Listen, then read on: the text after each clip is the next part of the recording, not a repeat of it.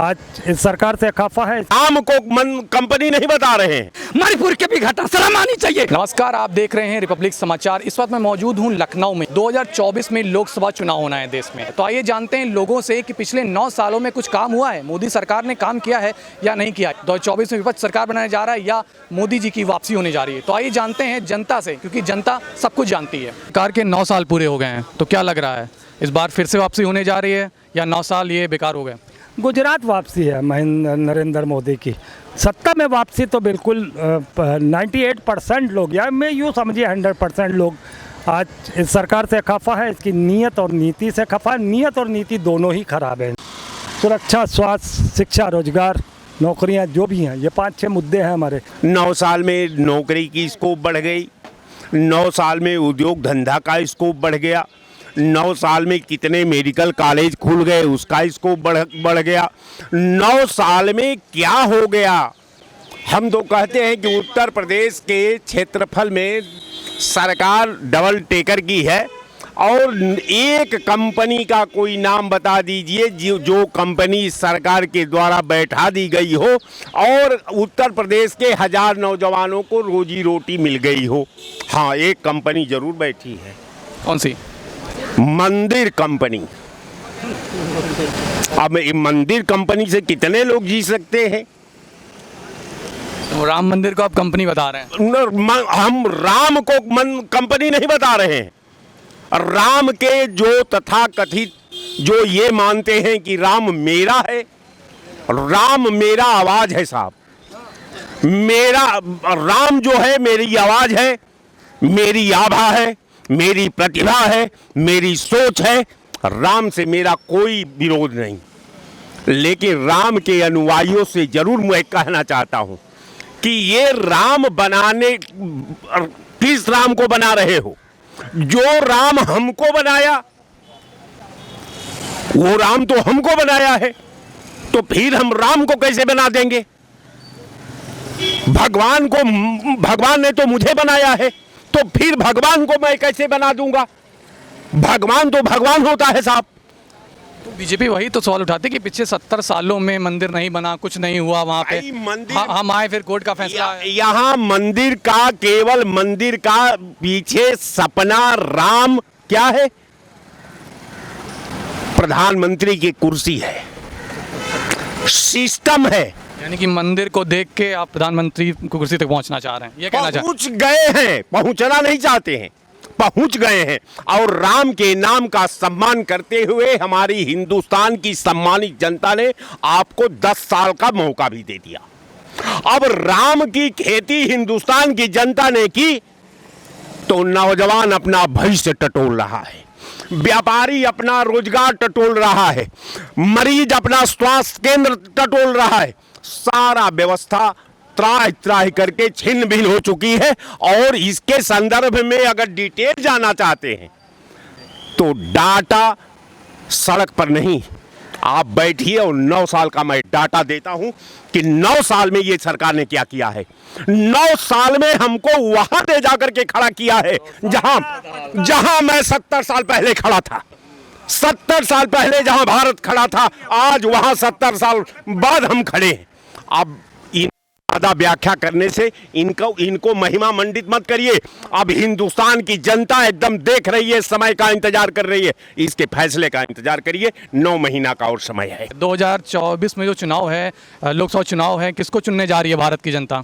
आप भी वोट डालेंगे अगले साल? देखिए, नौजवानों के पास डिग्रियां तो हैं मगर नौकरियां नहीं। आज हमारे जैसे नौजवान सड़कों पर दर दर भटक रहे हैं, उनको कोई आना नहीं। क्या किया है आपने? हम ग्रेजुएट हैं। ग्रेजुएट हैं? किससे ग्रेजुएट हैं? हाँ, सोशल साइंस से। सोशल साइंस से। नौकरी नहीं मिली? नौकरी नहीं मिली। अरे हम तो अपवाद में हैं। हजारों लाखों करोड़ों ऐसे नौजवानों को जो सपना दिखाया था इन्होंने कि हर साल 2 करोड़ रोजगार देंगे, आज पूछिए कि 200 नौकरी अगर पूरे हिंदुस्तान में अगर नौजवानों को मिली हो तो। 2024 में किसी तरफ जनता जा रही है? 9 साल में बहुत विकास किए हैं। इतना विकास आज तक कोई प्रधानमंत्री, मुख्यमंत्री हमारे देश में, हमारी भी तो अच्छी खासी उम्र हो गई, आज तक कभी विकास पुरुष देखा ही नहीं। 50 रुपए की बुरे दिन की दाल 150 से पार हो गई, ये विकास नहीं है तो क्या है? इतनी डिग्री लेकर के बेरोजगार कई करोड़ सड़कों पर घूम रहे हैं, भीख मांगने को तैयार हो गए। ये विकास तो है। 9 साल में मोदी जी का जो कार्यकाल रहा, पूरी देश की जनता देख रही है कि एक नंबर का कार्यकाल रहा। चारों तरफ विकास की गंगा बही है और फिर से मोदी जी पूर्ण बहुमत की सरकार बनाने जा रहे हैं। मोदी की तीसरी बार वापसी होने जा रही है। प्रदेश में योगी के नेतृत्व में सरकार चल रहा है। जो पार्टियां आज बिखर गई थीं वो फिर एक हो रही हैं। उनको कहीं बाहर का रास्ता नहीं दिख रहा है। आगामी दोबारा उनको वापस होने की पॉसिबिलिटी नहीं है, तो इसलिए वो आ रहे हैं। इसी तरीके से महागठबंधन बना ले, अनेक लोग बना ले। इसके पहले भी इन्होंने संगठन बनाया था लेकिन कोई फायदा नहीं। मैं पूछता हूं कि कांग्रेस के ज़माने में कितने नौजवानों को रोजगार मिल पाया था। मैं बताता हूं कि भारतीय जनता पार्टी के नेतृत्व में कितने मात्रा में बेरोजगारी दूर हुई है। घर घर जल की व्यवस्था माननीय मोदी जी ने किया है। स्वच्छ जल पेय योजना के अंतर्गत प्रत्येक गांव, ऐसा नहीं, ग्रामीण स्तर पे जब गांव का विकास होगा तब राष्ट्र का विकास होगा। गांव के विकास से राष्ट्र का विकास संभव है। अब शहर के विकास से राष्ट्र का विकास संभव नहीं है। प्रत्येक गांव में आवास की योजना चली, स्वच्छ भारत अभियान के अंतर्गत शौचालय की योजना चली और भारी मात्रा में आवास और शौचालय बने हुए हैं। आज कूड़ेदान में लोग जब दुकान पे खड़े होते हैं तो एक आंदोलन से चला है, कूड़ेदान हेरते हैं कि आखिर में स्वच्छ भारत अभियान का ये जलवा है। ये जो आने वाला हो, हमारे बड़े भाई बड़े प्यार से अभी बताएं कि सब चोरों के वो है, तो चोरों के सरदार मोदी जी हैं। उसके कारण है कि महाराष्ट्र में क्या हो रहा है उनके ऊपर, जिनके ऊपर 3 दिन पहले आप बयान देते हैं कि ये लोगों के ऊपर ईडी की और सीबीआई का है दबाव, ये लोग इतने करोड़ का घोटाला किए हैं। पश्चिम बंगाल में नेताओं पे जितने लोगों को नाम गिना के कहे थे कि भ्रष्टाचार में है, इनको जेल में ठूसेंगे, उनकी संपत्ति जब्त करेंगे। आज उनको उप मुख्यमंत्री का पद दे रहे हैं। कौन सा चेहरा है, कौन सा चरित्र है, कौन सी नैतिकता की पार्टी है? अब तक तो नैतिकता की पार्टी कहते थे, मैं भी कहता था वो लोग गुंडे बदमाश पैदाइशी है और भ्रष्टाचारी है। आप तो ईमानदारी पे आए हैं। आपने क्यों ऐसा काम कर रहे हैं कि दोहरा चरित्र दिखा रहे हैं? एक तरफ भ्रष्टाचारियों को जेल में बंद करने की बात करते हैं, उनकी संपत्ति जब्त करने की बात करते हैं, और उसी भ्रष्टाचारियों को बुलाकर आप उप मुख्यमंत्री का पद दिलाते हैं, अपने पार्टी में मिलाते हैं। यह कौन सा चरित्र है? कृपया बताने का कष्ट करें माननीय प्रधानमंत्री मोदी जी। हम तो उनको ईमानदार समझते थे, हम वोट भी देते थे। हमने कहा उन्होंने कहा प्रधान सेवक है, चौकीदार है, और उन चौकीदार के रहते हुए ये डकैती कहां से हो रही है? देश को लूटने वाले लूट के भाग गए और वहां से लाभ ही नहीं पा रहे। आप कहते कि मेरी सरकार आएगी तो विदेशों में जो काला धन है वापस आएगा। 9 साल हो गया, आज तक बताने का कष्ट नहीं किया कि कितना धन ले आए हैं और देश में खुशहाली आ जाएगी। कहीं खुशहाली नहीं आई, बल्कि बेरोजगारी की बाढ़ आ गई और किसान परेशान हो गया, नौजवान परेशान है, छात्र परेशान है और कहते हैं कि बड़ा अच्छा हो रहा है। और मोदी जी 24 में आ रहे हैं। 24 में हमें 50 साल राज करें लेकिन जन कल्याणकारी कार्य करें और चरित्र और चेहरा बचा के रखें। मैं उनकी पूजा करूंगा लेकिन इस तरह का नहीं करूंगा कि जितने भ्रष्टाचारी हैं उनको अपने गले लगा के और उनको जो है पालने और पोसने का काम करें। ये अच्छी बात नहीं है। अगर आप नैतिकता वाली पार्टी के राष्ट्रीय नेता हैं, प्रधानमंत्री हैं, तो आप उनको तत्काल जेल में भिजवाइए, उनकी संपत्ति जब्त करिए। जितने भी भ्रष्टाचारी, चाहे विपक्ष में हो चाहे पक्ष में हो, सब भ्रष्टाचारियों को आप जेल भेजिए। लेकिन ऐसा नहीं कर रहे हैं। ये क्या दिखावा है? हमारे बड़े भाई लोग बताओ। मैं तो प्रधानमंत्री जी से पूछना चाहता हूँ कि अभी तक अजीत पवार पे कितने का भ्रष्टाचार लगाए थे और उनके साथियों के उसी तरह पश्चिम बंगाल में नेताओं को लगाए थे, क्यों नहीं उनको जेल में भेजे? उनको जो अपने दल में मिला रहे हो, ये डर दिखा के अपने में मिला रहे हो, तो कौन सा नीति अपना रहे हैं आप? आपसे जनता का विश्वास उठता जा रहा है। विश्वास उठता जा रहा है क्या? ऐसी बात है कि विश्वास उठता नहीं जा रहा, विश्वास कायम होता जा रहा है आम जनता की। दिखावा कर रहे हैं। कल के जिनके ऊपर भ्रष्टाचार के वो आरोप लगा रहे थे अजीत पवार पे, जिनको सरकार में शामिल कर लिया। ऐसी बात तो सही है। ऐसी बात है कि जिसके ऊपर आरोप है, ईडी का सीबीआई का काम ईडी और सीबीआई करेगी, ठीक है। और नैतिकता के आधार पर अगर पार्टी के समर्थन में कोई पार्टी के साथ आना चाहता है तो निश्चित रूप से भारत को अखंड भारत बनाने की कल्पना लेकर के आना चाहता है, वंदे मातरम बोल करके आना चाहता है, उन सभी लोगों का हार्दिक स्वागत है। ऐसे कई लोग हैं जो आ रहे हैं और भारतीय जनता पार्टी के विचारों पर विश्वास कर रहे हैं, तो ऐसे लोगों को रोका नहीं जा सकता, क्योंकि आ रहे हैं तो उनका विचार अगर परिवर्तित हो रहा है तो निश्चित रूप से उन्हें आना चाहिए, कोई दिक्कत नहीं है। अखंड भारत की कल्पना में और अखंड भारत को जागृत करने में निश्चित रूप से पहले भी कार्य किया जाता था, तो कई प्रकार की अड़चनें आती थी। आपने कहा कि ममता जी पश्चिम बंगाल की बात किया, तो पश्चिम बंगाल की क्या स्थिति है आपसे भी नहीं छुपी है, मुझसे भी नहीं छुपी है, क्योंकि रोहिंग्या मुसलमानों को इस प्रकार से वहाँ बढ़ा दिया गया है कि आम जनता वहाँ से त्रस्त हो गए। पुनः वो बंगाल, पश्चिम बंगाल पुनः कश्मीर बनने की स्थिति में आ गया है। अगर मायावती और ममता जी इस प्रकार से नेता बनती है तो राष्ट्र को गिरवी रख करके नेता बनने का प्रयास न किया जाए, क्योंकि पहले राष्ट्र सुरक्षित है तो हम भी सुरक्षित हैं, आप भी सुरक्षित है, जनमानस पूरा सुरक्षित है। मणिपुर के नहीं बता रहे हमारे बड़े भाई, बड़े गर्व से गा रहे हैं। मणिपुर के भी घटना शर्म आनी चाहिए। पान खाए मुस्कुरा रहे हैं, दर्द को नहीं देख रहे हैं कि कितना दर्द है आम जनता में। मणिपुर की नहीं बात कर रहे हैं, पश्चिम बंगाल में कह रहे हैं। क्या शर्म की बात होनी चाहिए यार, शर्म से डूब मरना चाहिए। हम क्या सवाल कर रहे हैं? वैसे बंगाल में जो हुआ उसको क्या कैसे मानते, गलत मानते हैं कि सही मानते हैं? अगर बंगाल में कुछ हुआ तो बंगाल में भी गलत है, बिहार में कुछ गलत हुआ बिहार में भी गलत है, बीजेपी में जो होता है उसका भी जवाब दें। जितने भ्रष्टाचारी हैं उनको आप मिला क्यों रहे हैं? आप तो नैतिक है ना, नैतिक ईमानदार थे। आप कहते थे कि मेरी सरकार आएगी, जितने भ्रष्टाचारी होंगे वो जेल में होंगे, उनकी संपत्ति जब्त होगी। कहाँ कर रहे हैं? जनता तो ये ताक रही, देख रही है, आपसे उम्मीद लगाए बैठी है कि देश के प्रधानमंत्री जो है न्याय करेंगे। कहाँ से न्याय कर रहे हैं? जब आप भ्रष्टाचारियों को अपने पास ले आएंगे, गुंडे बदमाशों को ले आएंगे, उनसे न्याय की उम्मीद करेंगे, वो कभी नहीं हो पाएगा, कभी नहीं हो पाएगा। जब तक आप ईमानदारी से स्वयं में, और फिर आपकी पूर्ण बहुमत की सरकार है, तोड़फोड़ क्यों कर रहे हो? आपकी पूर्ण बहुमत की सरकार है, तोड़फोड़ करवाने क्या जरूरत है? क्यों आप भ्रष्टाचारियों को ले आ रहे हो, अपने गले लगा रहे हो? काहे को ले आ रहे हो भाई? क्या कौन सा ऐसा आपको संकट आ गया है कि आप इन भ्रष्टाचारियों को अपने पास बुला रहे हैं? बताइए मुझे कि 9 साल के सत्ता के चलाने के बाद एक व्यक्ति, एक आरोप बताइए माननीय मोदी जी का, माननीय मोदी जी के कैबिनेट पे। मैं 1000 भ्रष्टाचार का आरोप और सिद्ध आरोप बता सकता हूं, केंद्र पे, सपा पे, बसपा पे और माननीय अन्य क्षेत्रीय पार्टियों पे। एक आरोप पूछ रहे हैं, कौन सा है? आपको पता नहीं होगा, इनको पता नहीं है। सुनिए, कोई मैं नाम में वो फोर्स मामला बताए, गृह मंत्री के बेटे को कहां से लौटाया गया था, ये भी लोगों को ध्यान देना चाहिए। गाड़ी में पैसा वापस लाया गया, ये भी सोच। तत्कालीन गृह मंत्री, टमाटर किसानों के खेत में पैदा होता है। ये लोग तो बेशर्मी पुतारू हो गए, भ्रष्टाचारियों को गला लगा रहे हैं और उसके बाद कह रहे हैं कि एक भी। ये बताइए, नीरव मोदी कहां से गए? आपके शासनकाल में गए, और मेहुल चौकसी आपके शासनकाल में बाहर गए। कैसे चले गए जब चौकीदार हमारा इतना तंदुरुस्त है, इतना मजबूत है? कांग्रेस लेके कांग्रेस के भ्रष्टाचार की बात भारतीय जनता पार्टी में आपके जमाने में आप रखवाले हैं। किस भ्रष्टाचार कांग्रेस के जमाने में होता है, ये आरोप भारतीय जनता पार्टी पे लगाते हैं।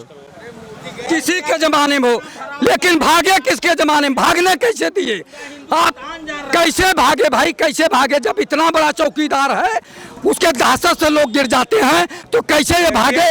कैसे भागे भाई? देखिए, यहाँ पे क्षेत्रीय पार्टियां, राष्ट्रीय पार्टियों ने कब मोदी जी का विरोध करते करते देश विरोधी हो गए, उन्हें खुद ही नहीं पता चला। आम जनता की विरोधी अगर नहीं होती तो सरकार नहीं बनाती।